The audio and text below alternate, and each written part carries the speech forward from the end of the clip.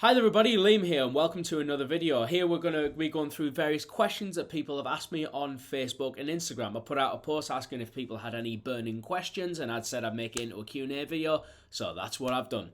So here they are and hope you enjoy. So we'll start with the first question. This is from Ian Winston Cold. When did you first take an interest in playing and was the guitar your first instrument? Yes, it was my first instrument. I took an interest in playing around the age of 14 and finally took it up properly at the age of 15. So yeah, I've not. I guess I've not been playing that long, relatively speaking. I guess I'm a bit of a latecomer in that sense. But yeah, a guitar's always been pretty much my chosen instrument. I never really started playing other instruments or dabbling in other instruments until a lot later, probably at least until college. So, answer your question, yeah, guitar is my first instrument, and I guess I took it up a bit later in life than other people. Our next question comes from Mike Todd. Hi, Mike. Nice to hear from you. When you're doing the Scar by Truth playthroughs, I will get round to them as soon as I can. I've just obviously not been able to find the time as much, and obviously, yeah, want to get our band stuff out as much as I can. But yeah, they'll be coming very soon. So I promise you. Our next question comes from Luke James Kelly. Best gauge strings to use? Myself, I just use 10s to 46. I'm actually pretty boring in that sense. I'm quite vanilla. There's nothing really that exciting about my string gauges. It kind of depends on what kind of player you are. I've used lots of different gauges of strings before. So obviously I use the ones I use now. I've even used lighter ones. I never liked those. There wasn't enough resistance on the strings, with bends and everything like that. So lighter ones weren't for me, but people have had success with them. There are some players who like really heavy strings. There are occasionally there's times where I'll get like a standard set of tens, but then the bottom string or a couple of the bottom strings will be a bit heavier than usual. So, and you kind of get that really beefy bottom end that way. So, best gauge strings to use. I mean, for me, I have a very, something that's kind of right down the middle. 10 to 46 just works just fine for me. Works fine probably for most other people, but you kind of have to experiment a little bit. Hopefully that answers the question. Our next question comes from Steve Hoggart. What's your favourite pot noodle? Chicken and mushroom, hands down. End of story. Our next question comes from Tony Bryant, and Tony asks, do you know music theory or do you play by ear from tabs? I do know music theory. I knew theory kind of from maybe my first couple of years of playing, and then I managed to expand on that when I went to college. So yeah, I knew all the theory involved, my scales, modes, and arpeggios and stuff like that. So it's something I'm quite familiar with now. I do mainly play by ear. I've worked out most of the solos that I play. Or most of the solos that I've worked them out. I've sat there and actually played them by ear, either by just repeated listens, or just slowing them down on YouTube if there's something I'm trying to get or something that's particularly difficult. I have used tabs as well. I did use tabs in the beginning when I first started playing because they're quite they're good at getting you going and getting you learn to play songs quickly and stuff like that. There is a place for tabs. There's actually not as much shame in tabs as people think, because sometimes you can only from tabs you can't obviously get the rhythm from them or the notation and stuff like that. But however, you do get if it's tabbed out correctly, you do get the correct finger position for a certain lick or for a certain chord or whatever. So the tabs are really good for that. They're good at being able to tell you at least the correct finger position for something. So they do have their merit. But yeah, I mainly play by ear, and if I can work something out by ear, I generally will. The next question comes from Minky Bug, and she asks, probably an asked to death question, but who do you take inspiration from? Who shaped your style? I'm very influenced by kind of a lot of classic metal, I guess what we call it now. So everything from Van Halen, Ozzy Osbourne, Extreme, UFO, that kind of stuff. What people call classic rock, classic metal. Those were like my first influences. Gary Moore is another one, very influential on me. So a lot, but initially I didn't really play along with stuff because it had lead guitar in it. Like my first year of playing, I just played along to really simple stuff. So the first band that I ever learned to play along to was the Ramones. They're still one of my favourite bands of all time, but very ultra simple music, really. But it kind of got me playing, and it got me kind of just being able to play along with a song, and I managed to get better at doing that. And then obviously that expanded out to loads of other bands as well.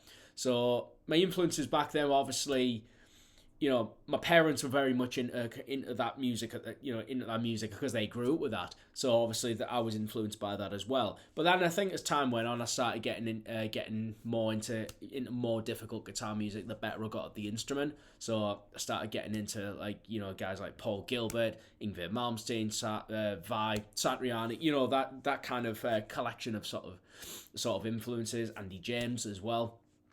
So. Yeah, my influences have changed a little bit, but as I've kind of gotten better at the instrument and progressed. But the influences that I named before, that they're very much my bread and butter for a long time. Hopefully, it answers your question. Next question comes from Stephen Franklin David Whittam, and he asks, "Can you play any other instruments?" To a very basic level. When I was in college and university, to an extent, we did have like keyboard lessons and stuff like that. So I did learn how to do scales and some arpeggios and stuff like that on keyboard. So they were good. I enjoyed those actually, and I kind of wish I'd stuck with it a little further. I can play bass a little bit, or rather I pretend to play bass, but only by virtue it kind of looks like a guitar and the fact that I play guitar. So, but I'm not a bass player or anything like that. I can mimic playing a bass, but yeah, don't ask me to be a bass player.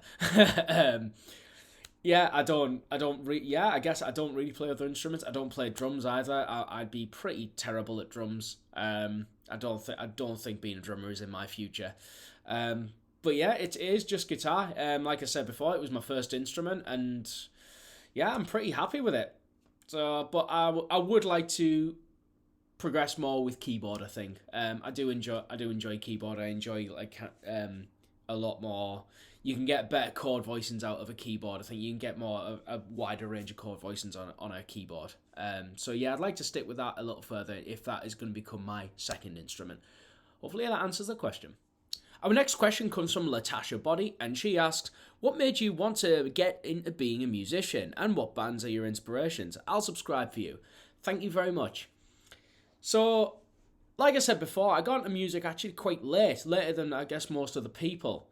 So my first couple of bands that I started listening to was Mulpetre and the Ramones. Not exactly the most difficult guitar music in the world, but it was just stuff that I really liked. And a lot of the bands I used to listen to back then were basically just that. It was relatively sort of simple stuff and kind of easily digestible. But as time went on, I started becoming a bit more focused on sort of the lead guitar solos and kind of the more guitar orientated aspect of music. So that this kind of really came to a head when I started listening to bands like Dream Theater. So I was only about 14, barely 15 when I started listening to Dream Theater. I got into them absolutely big time. I just listened to them for hours and hours and just got into just everything that they had.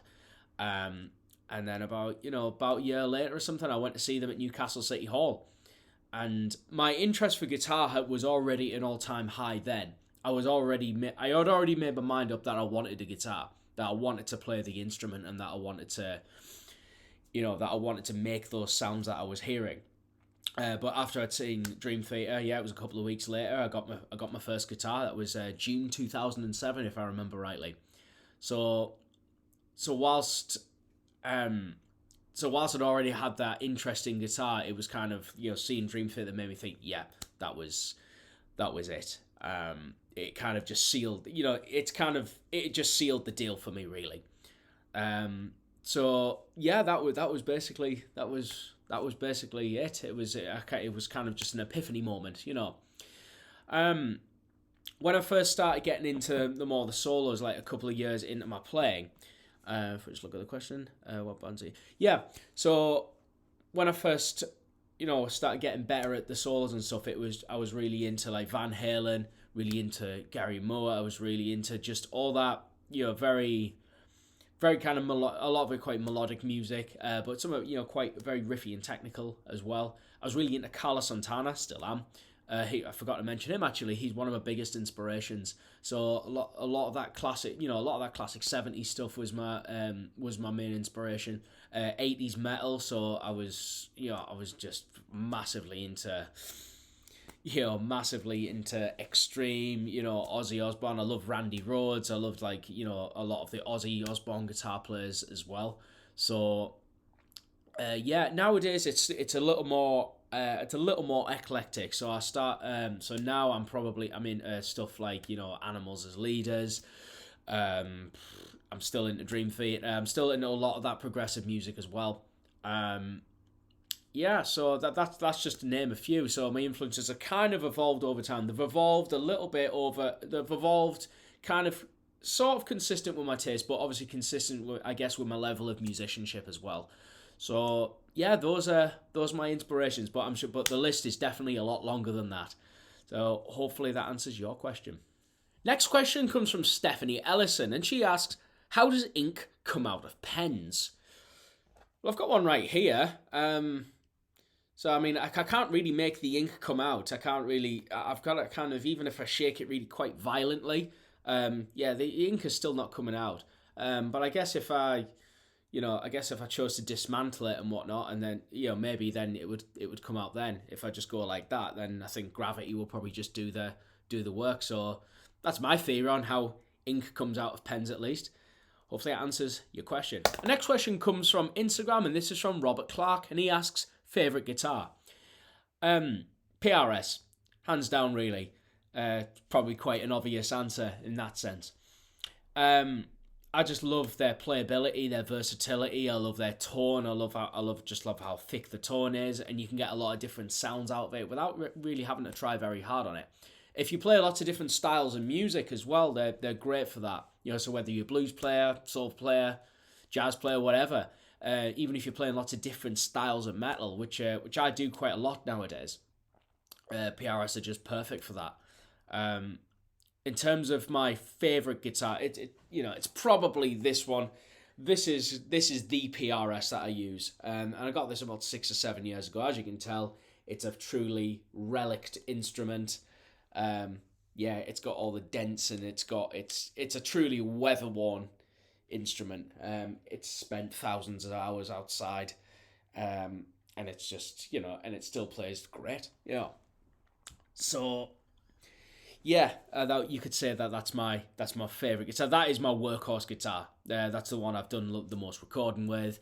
I've done the most playing with, the most practicing with, the most everything with. It's been on stage with me probably more times than any other instrument I own. Next below that is probably Schecter, my Schecter 7-string, which I love. Such a beefy tone.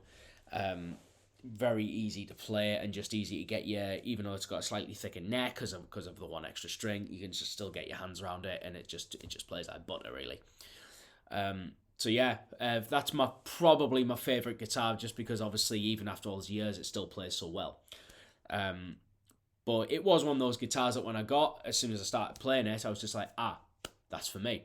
It just gelled with it straight away. And I think anyone who's been playing a serious amount of time kind of gets that. You go through lots of different brands of guitars, or lots of different models of them, and you learn to be comfortable with them and everything like that. But there are some guitars, as soon as you pick them up and start playing, you just kind of a light bulb moment. You kind of think, oh wow, this is it. This is the brand that I want to play. So, and I guess PRS are like that for me. So yeah, that's to answer your question. That is my favourite guitar. Next question on Instagram comes from Mellifluous Chaos. Good to hear from you. Favourite go-to riff when you're just playing for your own enjoyment? This might surprise you and probably a lot of other people, but I don't have that many go-to riffs, because I guess a lot of people's go-to riffs are ones that many people's go-to riffs are the stuff that I play like on a daily basis, probably hundreds of times a day. So most of my go-to ideas and go-to riffs, I guess, is usually stuff that I'm trying to practice and get down, and it's just stuff that I'm working on, really. So that's my go-to. A lot of those stuff are my go-to riffs. Stuff that's on my EP as well, actually. I play that a lot. Really enjoy it. You know, I possibly enjoy playing my own music a lot more than maybe other people's in that sense. Stuff that I'm writing as well. So sometimes a lot of my go-to riffs is just stuff that I'm writing, or if there's just sometimes, you know, you have this riff that you've just been playing over and over. You know, you have this riff that you just play over and over again. I think a lot of people who write songs or write riffs, you know, just have that. You know, they just have those riffs that they just can't get out of their head, and each time they pick up the guitar, they just can't get that. You know, they can't stop their fingers from doing it. So yeah, if hopefully I answered your question. Yeah, a lot of my go-to riffs are either just stuff that I'm working on and practicing, or either stuff that I'm writing. Our next question on Instagram comes from Courtney199319, and she asks, what inspired you to play? Was it a specific person, stroke band, or just something you enjoyed? Both. So the inspiration or the desire to play definitely started first. So a lot of the music that I listened to, you know, at the time was very much, I guess, of my parents' generation. So they certainly had an influence on me in that sense. You know, when they first started seeing that I was getting an interest in rock music, they kind of, you know, they were encouraging in that, and they sort of at the time, you know, particularly my dad cultivated that interest. So, you know, for the first year, you know, from the age of 14, you know, I was just immersed in music, really. I was just almost absorbed by it. And then I started listening to, obviously, the more serious guitar music, and then it just, what started as like kind of like this passion and this desire to play, just all of a sudden a year later turned into a reality. So I got my first guitar. And at the time, you know, it's just I knew I wanted to play, but obviously you have to go through this quite painful process of trying to get your fingers around it. You've never done it before, and it's just, yeah, it's a little bit of discomfort. But you get past it, and all of a sudden it starts to feel like less like hard work, and then you're getting your first riffs down and your first solos down, and you think, you're getting like this payoff from it, this satisfaction. So even though it can be hard work, you still really enjoy it. I don't know how to put it really. I enjoyed it to the point where I was just willing to put in inhuman amounts of hours. I mean, I guess more obsessed than the average obsessed person in a sense. I mean, I barely stopped for breaks really. That's how much I enjoyed it. I just really wanted to make those sounds, and just it was just that pure joy of it really. So yeah, few things kind of that's kind of, you know, that's kind of like the short answer of it really. You know, there's lots of things that really shaped that inspired me and then kind of shaped me into the musician I am now. But yeah, it was just something I really enjoyed, and I still do. Our final question comes from Kaylee Falkus, and she asks, if you could collab with any other musician, who would it be? It would Paul Gilbert, really, I think. There are many others, but he's kind of at the top in that sense, because he's largely responsible for the way that I play and a lot of my technical accomplishments and kind of the way that I've practiced and stuff like that. He's kind of I'd say he's very much responsible for that, you know, certainly for that area of my playing. Huge influence on me as a kid, and still is now. So yeah, I think he was. I think he'd be the one. You know, I'd probably be the most excited to collaborate with if that ever happened. So there we have it. Well, that's all the questions we have for today. I enjoyed answering your questions. It was a lot of fun. If you do have any more questions, feel free to pop them in the YouTube comments down below. If there's enough of them, I'll make another Q&A video. Don't forget to like the video and do subscribe to the channel. It really helps me out a lot. So hopefully, I'll see you in the next video. Cheers!